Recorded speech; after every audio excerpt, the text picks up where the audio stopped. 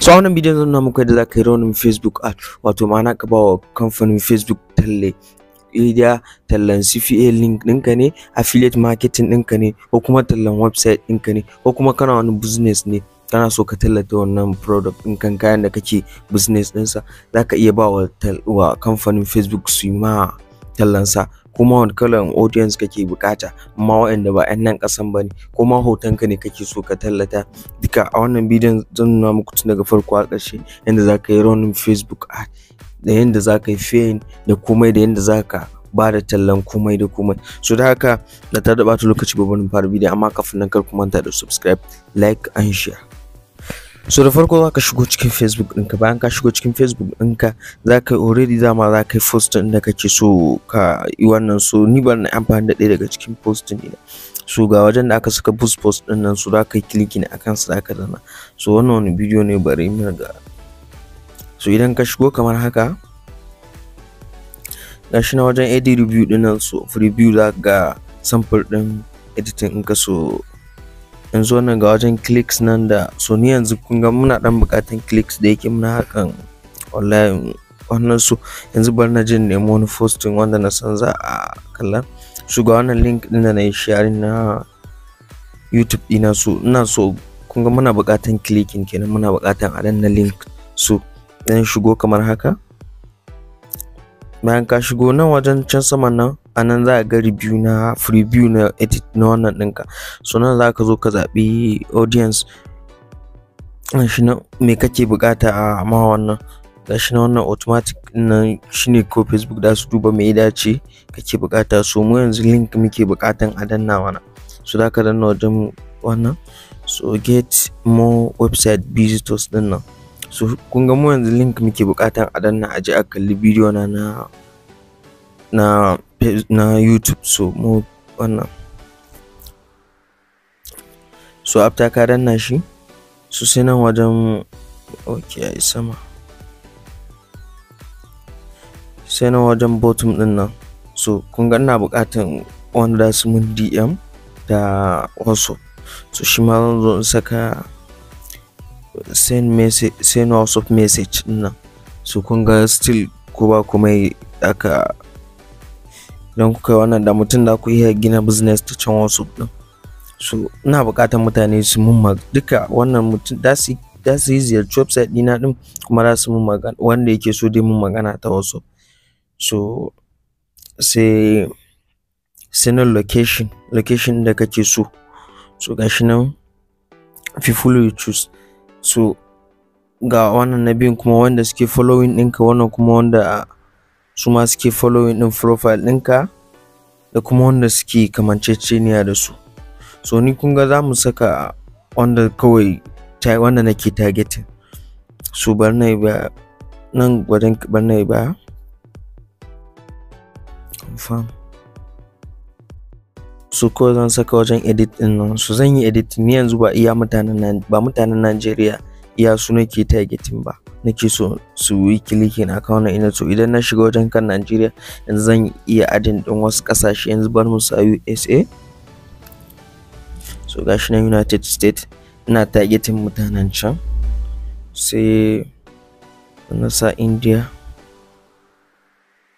su ma ina targeting mutanen can. So haka duk kasan da kake so kana targeting din audience din can mutanen can. So zaka zo ka rubuta su, kuma wannan ɗinkan za su tura shi direct mu can mutanen da suke bukata ne.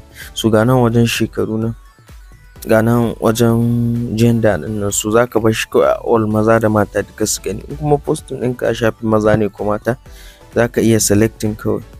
Sai wajen shekaru zaka iya sakawa da, to mu da mu bashi kawai daga kan shekara 8 zuwa 65 duk su kalla. So and the next ga wajen da za su watsa tallan su, za su saka a Facebook.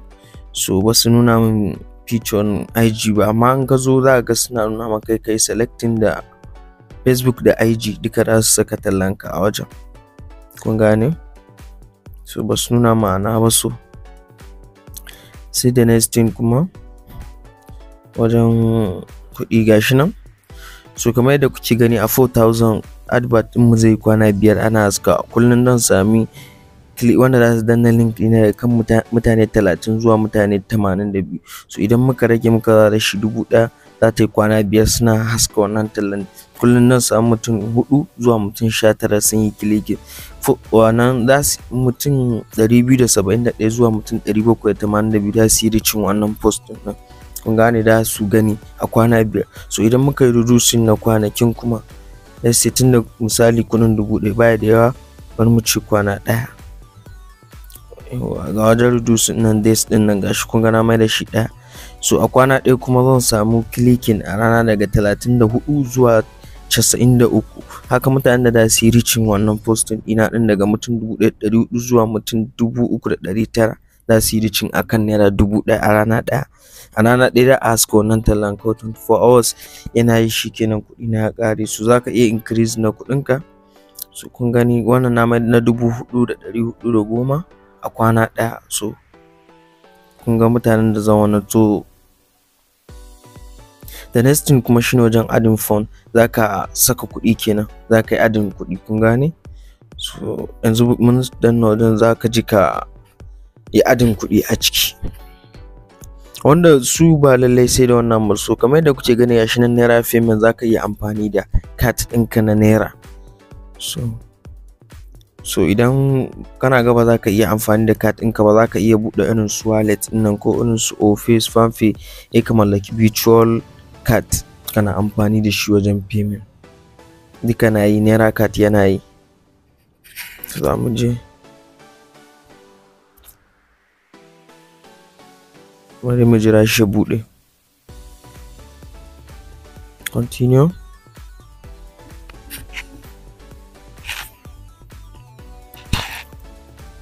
So zaka jira shi ya dan buɗe kamar haka. So gashi nan anan idan ya buɗe nan zaka saka cards ɗinka, wasu nambobi da za ku gan su a jere a jikin card, sai card holder name ɗin nan, sunan mai katin, sai expire ɗinsa da wannan da wayannan nambobin da suke bayan kati guda 3 nan. So duk da ka saka kana saka da su cire kuɗin su, da su zare.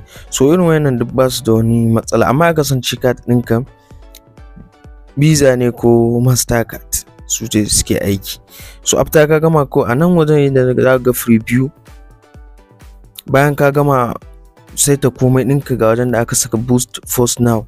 So ko da kai clicking a kansa za su yi boosting ɗinsa, za ka gani, za ga wannan ɗinka ya fara active, za su na tura maka da notification. A wajen notification mutane nawa ka samu, mutane nawa ne suka. So wannan shine hanyar da ake bi a yi running Facebook a bawa kamfanin Facebook talla. Su kuma za su tallata maka wannan product ɗinka ko CP ko website ɗinka ko ma me ka ba su talla, duk yanda kake so, duk yanda kai targeting haka za su tallata maka abinka inda ka saita. So idan kun ji daɗin wannan bidiyon, kar ku manta da like, share. Idan kuma akwai mai tambaya ko ƙarin bayani, za ku iya gaya min a comment section. Kar ku manta ku join Telegram channel ɗinmu, na ajiye muku link a description.